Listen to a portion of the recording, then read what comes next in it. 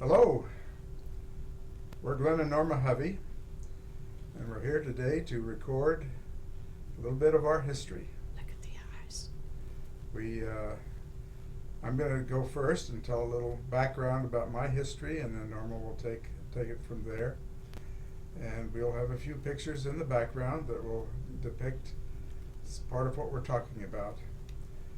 Really, we're focusing today on how we met, our courtship, our marriage, and then the honeymoon, and a little bit on our life in Rome, Italy, which was our first home. But let me start with a little bit about me.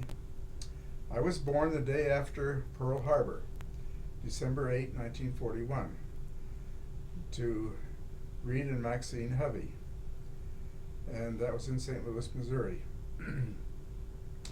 And from there we moved to the Washington, D.C. area, where I spent most of my life, and going through elementary and high school, and eventually with interludes for college education and military. So a little more on that. We lived in Northern Virginia. I went to my first year in college. I went to Utah State University. And after completing that year, I started my mission in France for a 2.5-year mission, which was a wonderful spiritual and developing experience. Upon completion of my mission, I returned home and went to Brigham Young University for 3 years. And in that period of time, I was married, and in 1966, and also during the summer breaks, 2 summer breaks, I attended Officer Candidate School at Newport, Rhode Island in the Navy. Then upon graduation, I was commissioned in the Navy and assigned to the USS Bory, DD-704, a destroyer, in Norfolk, Virginia. That was our first real home. And from there, I was assigned to a 1-year tour of duty in Vietnam, with a number of good, interesting experiences. Upon returning from Vietnam, I continued my active duty Navy experience in the Washington Navy Yard in Washington, D.C. And there I began my computer training. At the end of also during this period, we had 3 children come along. We had Richard, Noel, and Reed Hovey. And we'll see pictures of those later. Then from there, during this period after leaving the Navy, I also completed 2 graduate degrees in school using the old GI Bill, which is a great feature. Completed a master's degree in computer science at American University, and then a master's degree on MBA at George Mason University. So that was sort of a quick review of my background up until 1986. Excuse me, let me back up a second. I went to work after the Navy in 1973 for the Board of Governors Federal Reserve System. I worked there for 15 years. And in 1986, some rather significant events happened in my life, 2 major events. I was divorced at that time, and then changed jobs from the Federal Reserve Board, went to work for Belcor, which was a subsidiary of AT&T in Piscataway, New Jersey. And at that point, of course, I was single in my life. And I was tempted to date some of the single LDS sisters in New Jersey, but the pickings were pretty slim. So I was going to continue that search, though. Now let me let Norma take over and give a little bit of her background. Okay. Well, my name is Norma Gaddy. Norma Della Gaddy is my birth name. I was born 20th of January, 1939, to Audie Bervin Gaddy and Willis May Norman Gaddy. And I was born in Missouri and lived all of my life in Missouri until I was 21. And my years of growing up were pleasant. We lived in a small town and knew a lot of people there. I attended the Hood Methodist Church from the time I was about 6 years old through my teen years. And my life was pretty simple and quiet. I started working when I was 15 at a drugstore in town, and serving sodas and milkshakes and those kinds of things after the school crowd. And then when I was 20, I married. I had 4 children, Christina, Diane, Howard Jr., Jimmy, Brian, and Brandy Michelle. And in 1982, I was divorced.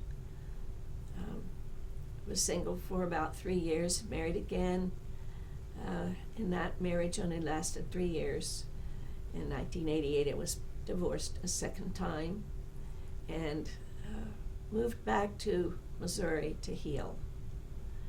And at that point, I had some beginnings of some really interesting experiences.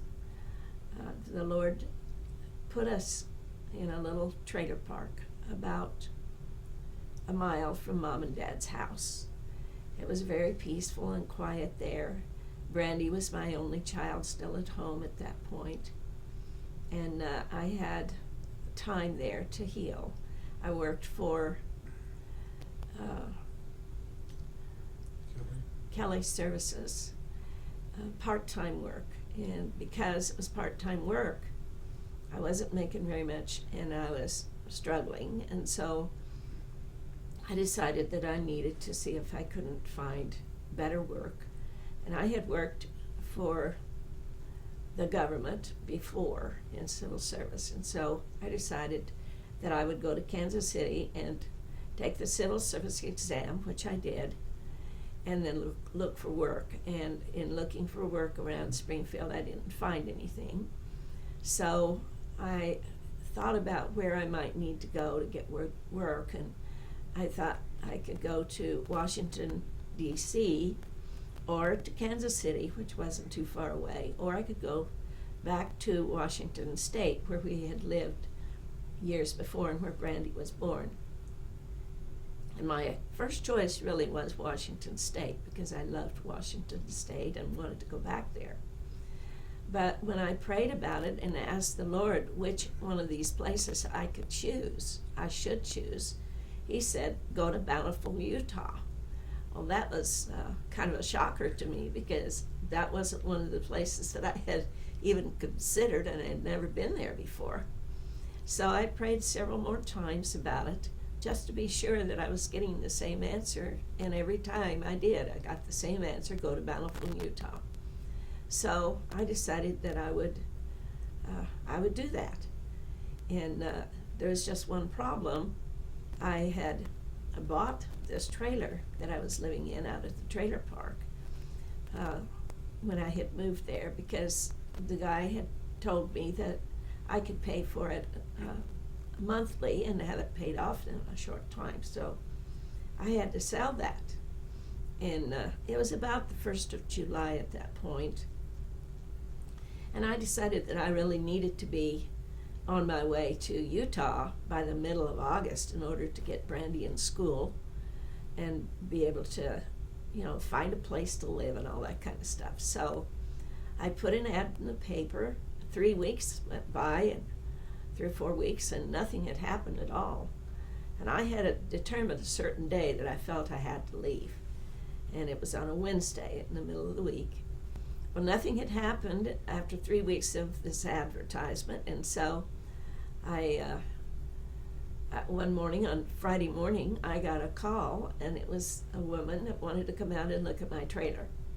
And so she came out, walked through the trailer, and she said, I really like it, but I never make a decision without sleeping on it first. And I said, well, that's fine. But if you'd like to come back later today and take a look at it, just give me a call. I should be here all day. And so later in the afternoon, she called and said she'd like to come back. And she came back out, walked through the trailer again, sat down at the kitchen table and said, "I'm ready to deal." So I gave her a price, and she countered with me, and I gave her another price, and we settled on the price for the place. And she said, "I'll be back Monday morning." And I said, "Do you want to give me any earnest money before you leave?" And she said, "I don't have any now, and it's too late in the day to get any. If you can wait until Monday morning, then I will come with cash." So she came Monday morning, paid me cash for the trailer, and Wednesday we were on our way to Utah as planned. When we got out to Utah, I started looking for a place. I took the paper and was looking for a place, and wasn't having much luck finding anything that I liked or could afford. And there was one place in the paper that had the address as well as the phone number, but the phone number was wrong. And so I decided to drive up there and take a look. So I drove up. It was a cute little duplex up on the bench in Bountiful. And I saw the number in the window of the house, and two of the numbers had been reversed. And so I thought the Lord had probably saved that place for me. That's what I think now. But at the time, I went in and took a look at it. I called the guy on the phone, and he came, and he was the father of the man that owned the place. The guy that owned it lived in Omaha, Nebraska. And I'm sure since the phone number was wrong in there, he hadn't been getting many calls, and he wanted to get that place rented. And so I looked at it, and I really liked it. And I said to him, "How much is the rent?" And he said, $375. I said, "Well, I think I'm going to have to keep looking because I can't really afford that much." And he said, "Well, how much do you think you could afford?" And I said, "I thought about $325 would be tops for me." And he said, "Well, I can't go quite that low, but could you go to $330? And I said, "Yeah, I think I could handle that." And he says, "Just one thing though, you can't have any animals." And I said, "Well, I have a cat." And I said, "He's part of my family." And I started toward the door, and I said, I just don't think I can get rid of my cat." And he says, "Wait a minute, I don't know you have a cat." So he really wanted to rent that place to me. So I rented it, and the next month I was made visiting and teaching companions with Glen's mother. So the Lord had brought me from Missouri and placed me in his mother's ward so I would have the opportunity to meet him. It's a wonderful experience, and it's interesting. Now let me step back into the picture. Of course, remember now I was single at the time and living in New Jersey, and I would visit Mom at Christmas time and come to see her. And this one occasion, I asked if there were any single sisters in the ward, in her ward, and she said, "Oh, that's interesting. My new visiting teaching companion is a single sister." So I determined in my mind, well, I'd better make sure that I get to at least see her and meet her while I'm here. I only had a few more days to stay. So that next Sunday in sacrament meeting, Mom pointed her out. She was the chorister in the sacrament meeting. And as I looked up and saw her, wow. It really, her presence, her demeanor, her beauty just shone forth. It just seemed to have a glow around her. And I knew at that moment that I needed to meet her, and we could just see where things would go from there. So the problem was, though, I didn't get to meet her at church. She scooted out right after the sacrament meeting real quick, and I couldn't find her. So that evening I called her at home and asked if we might be able to go out the next day, maybe for a lunch, and just to meet and just get acquainted a little bit. But she said no, that she had a girlfriend visiting at the time, and that wouldn't be too nice to leave a girlfriend home. And so I said, well, I'm only going to be here a few more days, but would you save time for me the next time I'm in town? And lo and behold, that was the next August, so it's about 8 months later. So this was a real slow start to a long-term relationship. Okay, Norma? Glenn called me in June, and he said, I'll be there in this particular week in August. Save time for me. So I said, okay. And in the meantime, though, I was going up to the mountain. I had a special little place about 10 minutes walk from our house, and it was a big mountain area that was no houses or anything on it, and I would go up there and walk and pray. And I had made a deal with the Lord, and I told the Lord that I wasn't going to search for anybody anymore, but if He had somebody for me, if He would bring him to me and tell me who he was, I would marry him. And so that was kind of the deal that I had with the Lord. And I didn't know if Glenn might be the right person or not. I had dated another guy from January to about May of that year, same year, and that hadn't worked out too well, and I wasn't very happy about things in general. And so when Glenn wanted to come and see me, when he came in August, I told him, let's just be friends. I'm really not ready for anything more than that. And he was very respectful of my wishes. And we dated for that week that he was there in August and really enjoyed our time together. I was very impressed with him because he was quiet and gentle, and he was sweet-natured. And I loved that about him. I remember meeting Brandy, her daughter, at the door too, and apparently Brandy was somewhat impressed with me and had said and told Norma. Oh, she said, Mom, I really like him. I hope you marry him. And I said, what do you mean, marry him? I hardly know this man. I gave her a lot of candy bars for that remark. Oh, dear. Well, anyway, he went back home, but he would just call me now and then through the fall, nothing regular. Just now and then he would call and say hi and we visit for a few minutes. And then in November he called me on the phone and he says, it looks like I have an opportunity to go to Rome, Italy to work for a couple of years. I said, well, that's exciting. Are you going to do it? And he said, well, I don't know. I'm thinking about it. I said, well, I think you should. I said, how many people have an opportunity like that? And he said, well, if I do, will you come and see me while I'm over there? And I said, I don't know about that. So every time I talked to him after that, he'd ask me the same question, and I would always give him a non-committal answer.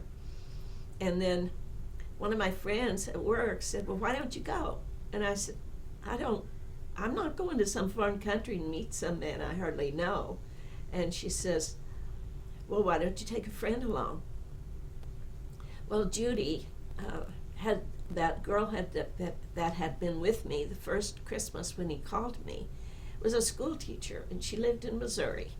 And so I thought, well, maybe Judy would like to go. So I called Judy and asked her if she'd like to go to Rome, Italy for a vacation, and she said yes. And so I let Glenn know that if I could bring my friend, I would come. And so it was a whole year from when we had dated, the following August. And we made arrangements to meet. Yeah, the arrangements we made were interesting. I flew from Rome, Italy to Kennedy Airport in New York City, and we all planned to meet there as a group. I had also invited my son to come with us, so he met there too, and Judy and Norma. So all four of us boarded the plane and then flew from Kennedy Airport back to Rome, Italy. So it was a great trip. And I do remember one incident where I came up and sort of put my hand on Norma's hand during the flight. I think she was sleeping at the time. But Norma, do you remember that experience at all? I was asleep, but when I woke up, my friend said to me, that guy's in love with you. And I said, don't be silly. I hardly know him. She says, well, I don't know about that, but he's in love with you. So when we got to Rome and we got in our car, he reached over and took my hand. And there's sort of an electric experience there, and really warm and glow that I felt in my hand. I think Norma had the same experience. I felt his sweetness. It was like I knew he cared about me. Okay. So then, the first day or two I was there, I had jet lag and I couldn't really do much of anything but sleep. But Glenn made big plans. Yeah, I was the branch president there of the Rome International branch, the English-speaking branch. And one of the activities we had was a monthly party for to accomplish our home teaching activities because of the scattered members of the church all over Rome. It's very difficult for them to come together for a meeting. And so I asked Norma and Judy, would it be okay if on I think it was a Wednesday night, if we had the branch was invited to our apartment to have a little party. I don't think he really said, will it be okay? He says, I've invited the branch over for a party at my house on Wednesday night. And I was blown away because I thought, wow, here this guy's not a couch potato. I was very impressed that he would invite the whole branch over to his house for a party. And that party worked out fine. It did. And then that week, while Glenn was working, Reed and Judy and I toured Rome, and we had lots of fun experiences seeing lots of things in Rome. And then Glenn took 4 days off over the weekend and took us on a memorable trip. Yes, while in Italy, if you've got want to impress somebody, you've got to go to Venice, and Austria was a great side trip too. While in Venice, we rode on the gondola, visited St. Mark's Square, went to dinner in outdoor restaurants. And then when we went to Austria, we stayed in a bed and breakfast on the Austrian border. It was a beautiful place. And then we did some sightseeing there in Austria and went on a nice little walk up on the mountain there in Austria. And then that was our first experience. Maybe Norma want to mention what happened there on that walk. Well, we went up on the mountain, and it was so beautiful there. We sat up in the on the grass under trees, and he kissed me for the first time. And I realized that I really was starting to care for him too. I think this trip, of course, is really when we started really to come together and think more seriously about our relationship. I was a little hesitant. I didn't want to push. I knew she'd had some troubled relationships before, and we needed to take time to heal and then move forward with our lives. Well, when we got back to Rome, he says to me, I'm going to come and see you Christmas. And I got this big knot in my stomach because I was really afraid to get married again. But when we got back home, I would go up on my mountain and walk and pray. I would say to the Lord, I'm going to have to know if he's the right one, but don't tell me yet. I'm too scared.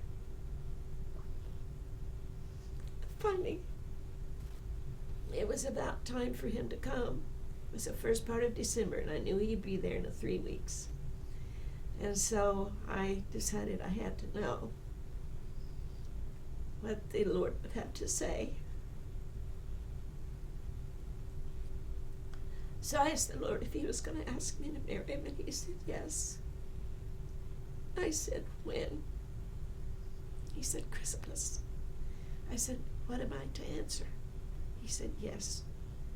And I said, when will we be married? He said, in the spring. I was so scared till he asked me Christmas morning. And as soon as I said yes, I felt total peace. I knew it was right. And then it was the thing the Lord wanted me to do. He came back in March. We finalized our plans. We bought the ring, which we hadn't had time to do when he had asked me to marry him in December. He had to leave the next day. And so we hadn't had time to do that. We took some photos, and then we had the day after we were engaged. We took this picture at Mother's house. She had an engagement dinner for Glen and I, and this was our engagement dinner. And then this is the day after, when he left to go back to Rome. This was taken at the airport. And then these are the photos that we had taken in August, or in March, just before we were married. And then this is the marriage, so that's a little further on. But we were married in the Salt Lake Temple on the 31st of May, 1991. And we had a wonderful marriage in the Salt Lake Temple. And then we had a special reception at Glen's mother's house. This was taken at the reception. There we are with our rings. And Glen's feet were hurting. I had the worst shoes in the world, all part of the rental of the tuxedo outfit. And they were just killing me. So this is a shot of us setting our feet up and resting for a little bit. But it was a wonderful day. Okay. This was taken at the table when we were having cake and punch. And Glen and I, one thing about our relationship, we've always had a good time together. We laugh and have a lot of fun. And that's been a real blessing in our lives, in both of our lives. Right. And Glen has a fun sense of humor, and I think I do too. We've had a real good time. I think we're perfectly matched with our humor and interaction. That just makes life a lot of fun, and we can move forward with all kinds of activities and enjoy them. We make decisions really quickly together. One of us will throw out the other an idea, and the other one will either say, "Yeah, let's go with it," or "How about this thought?" And then the other one will say, "Hey, I like that." And we'll go back and forth for 5 minutes or less, and we've made major decisions. And we've done this a lot in our marriage, and it's been really fun. This was taken as we were getting ready to leave the reception and go on our honeymoon. And on our honeymoon, I want to mention a little bit about that. We went on a cruise, and out of Florida. And you want me to pick up on that? yeah, Norma? go ahead.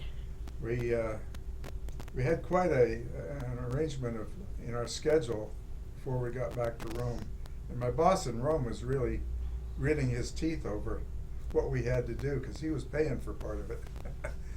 But on our honeymoon cruise, we were sailing out of Miami, and all of a sudden in the channel, leaving Miami, the ship lost power. So it couldn't steer or do anything, and it actually floated into the side of the channel, hitting the rocks. So the tugs have to come out and tow it back into port, send divers down to make sure that it was safe to sail. So we lost our first day on the cruise, and because of that, we got a half price on another cruise, which took a couple of years later. But then we had a great honeymoon cruise. We went to the Caribbean, of course, Cozumel and Jamaica, and had a river rafting rides and a lot of other really fun activities, and visited Mexico and toured there, and so had a great we really enjoyed cruising, and we've been on many cruises since then. This was Norma's first time even. Yeah, it was very exciting for me because it was my first cruise.